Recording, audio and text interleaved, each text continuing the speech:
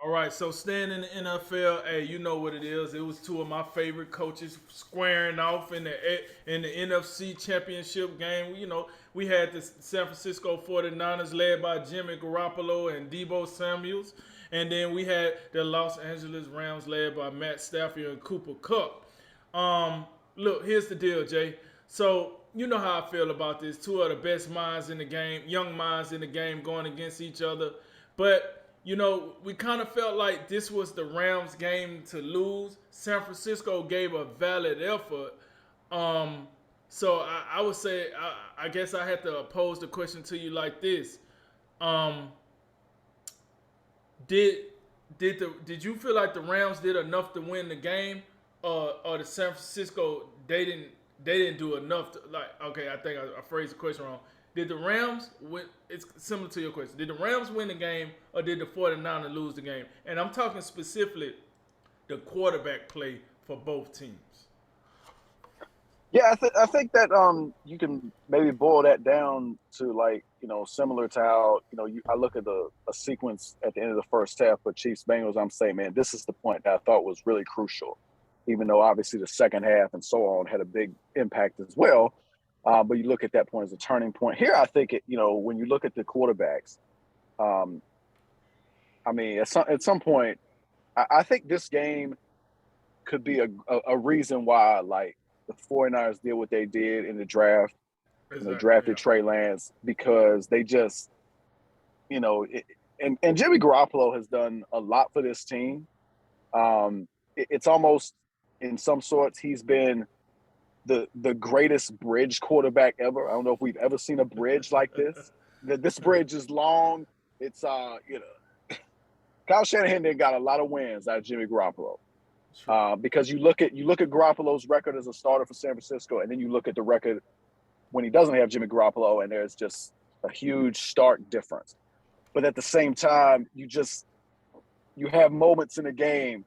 You have the Super Bowl 20, 20 at the beginning of 2020, when Garoppolo overthrows Emmanuel Sanders, and you just look at that play and you're like, man, just one play, and then you look at games like this where it just wasn't quite enough, and you look at the fact that the 49ers ran for 50 yards in this game, and then so it was you needed more from your passing game to get it done, and you just didn't have quite enough.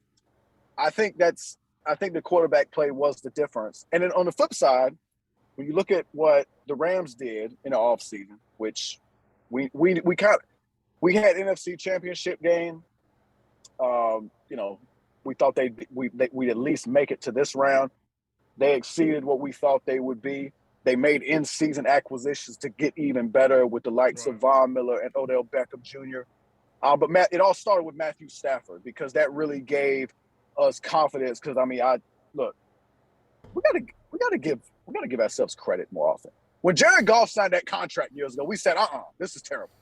But I mean, you got to give Sean McVay credit. He said, okay, we have done as good as we can with Jared Goff. We're gonna get this dude out of Detroit who ain't never won nothing, but he ain't never had nothing around him outside of a Calvin Johnson. But we're gonna set him up for success here. And Matthew Stafford in these playoffs has he's done well. It hasn't been perfect, but it's been really good. I'd put it probably at like the B plus territory of how he's played. Right. You've had like, the second half of the Rams Bucks game. I mean, that was one they probably like to forget with all the mistakes. You had sequences of this game. They're like, man, he just what are y'all doing out there? But it's the 49ers defense. We know how well they play under D'Amico Ryans, and we just know Kyle Shanahan has had these guys number. I mean, he has 6 straight wins against Sean McVay and the Los Angeles Rams, which is just mind-boggling, because Sean McVay, especially I think the past 2 years, has had a little bit more to work with, and that was my whole mindset coming into this game.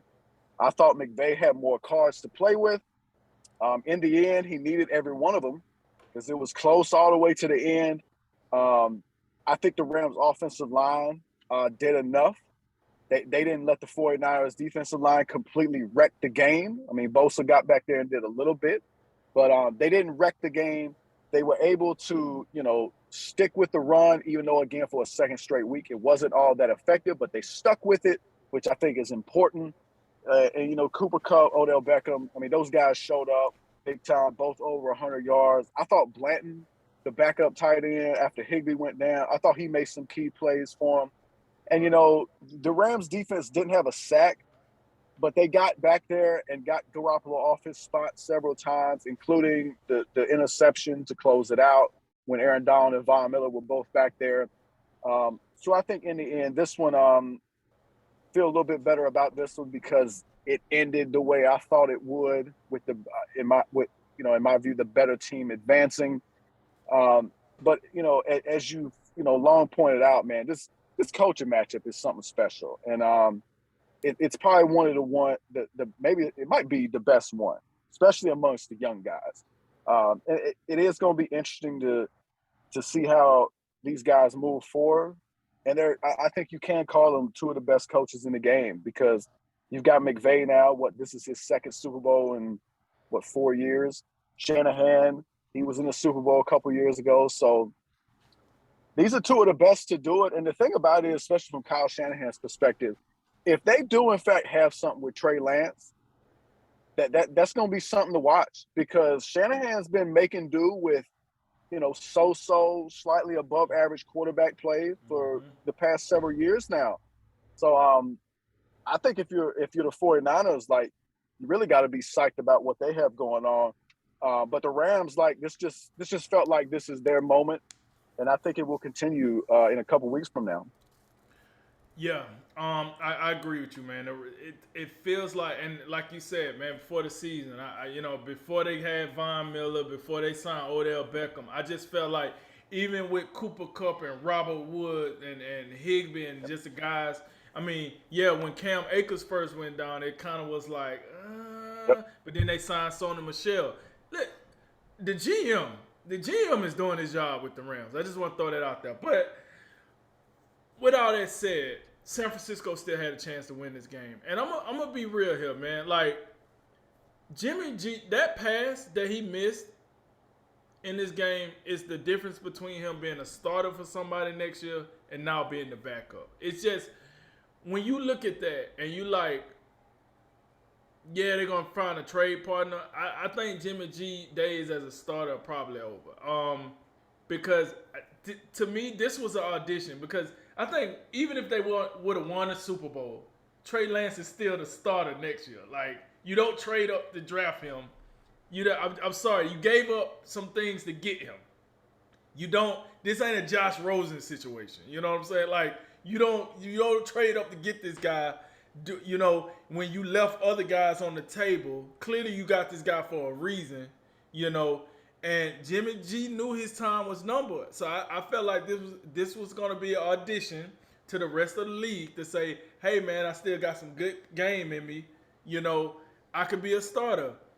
The problem is he make those mistakes at the wrong time, and it's kind of like, I don't know if I can justify paying you this amount of money to be a starter when you kind of seem to falter when the kitchen gets hot. You got to get up out of that joint. You know what I'm saying? So, to the game itself, like I said, listen, that Deebo Samuel, hey, when it's time for his contract, he getting paid. That when you talking about laying it all on the line, my man here gives it all he got out there. Listen, I watched Deebo Samuel playing when he was with the University of South Carolina, and I didn't see this. I didn't see this out of Deebo Samuel. I don't know. I think with Deebo Samuel's, it shows that a certain coach can get stuff out of a player that you didn't even know that player had if you just put him in the right situation. And that's Deebo Samuel. When he came out of South Carolina, I was like, he'll be a cool wide receiver, whatever. But the guy we're looking at now, oh, man, hey, what that contract extension? Go ahead and get that in there. If this was the NBA, he'll be signing a max contract right now with that performance. That'd be an early max contract right now. Because that guy, he giving his out. Like, think about this, Jay. Check me out here. 2 years ago, the player we talked about the most for San Francisco was one George Kittle, right? Mm-hmm. We don't even talk about George Kittle that much when we talk about San Francisco. Don't get me wrong, George Kittle's still a premium tight end. I'm not saying he's still premium, but George Kittle used to be the guy we talked about. Like when you introduce San Francisco, you like George Kittle and San Francisco 49ers, whatever. Now you kind of got to be like Deebo Samuel is kind of that guy right now for them. Like he has made himself like the face. He's the all-pro face of San Francisco. Now with that said, to the game itself, listen. I think I had the Rams winning by a field goal. 10 points less on both sides than I predicted, but I had the Rams winning by a last-second field goal. I thought it was going to be tough, and it was. I thought Matthew Stafford showed that he's not going to crumble under pressure. It was times he could have just went out there with the young flop show and looked like Matthew Stafford of Detroit, but he made it happen. And that Cooper Kupp, man. Mm-hmm. It's almost like y'all don't see the little white dude running down the field that's just killing y'all. I mean, the dude can make every play. Dude, he got to be black for y'all to give him some respect or what? Like, I mean, this dude is cooking y'all. What are we doing here? Like, honestly, listen. When I seen him make that catch against Tampa Bay, I'm saying to myself, now, if that was Odell Beckham flying through the middle, you have 6 dudes over there waiting to serve him up like it's free lunch. But Cooper Kupp here, the best receiver on the field, he just, hey man, don't worry about it. Hey, just go ahead, man. Hey, you know what? Pass, go and collect 200. Just keep it going, bro. Hey, don't even worry about it. I don't know how teams lose this guy so late in the game. I don't get it. This dude is all around a stud here. He about to be look, he might be top 5 right now. I'm just telling you. Listen, if they win the Super Bowl and he go out here and torch something, I'm gonna have to go ahead and pencil him in top 5. He might be number 5, but I'm gonna have to pencil him in top 5. That dude he ain't playing. Matthew Stafford got him on here, and now the reason I had them penciled in to the NFC Championship because I felt like this team had everything that Matthew Stafford could not get in Detroit. That's what we're seeing now. He has everything that he could not get in Detroit. The run game. I mean, he did have Megatron, but you take Megatron out, a star receiver, a head coach that know how to use his quarterback. Like, he has everything going for him right now, which is why I agree with you. I think the Rams will win the Super Bowl. But Jimmy, like I said in the question, man, the tale of the 2 quarterbacks were what it was for me. Jimmy G just don't got enough to get it done. And I hear people saying, well, look at that wide receiver core. What about it? You got Deebo Samuel as an all-pro that can line up anywhere. You got George Kittle that's a former all-pro. You had Jawan Jennings out here dragging dudes down the field.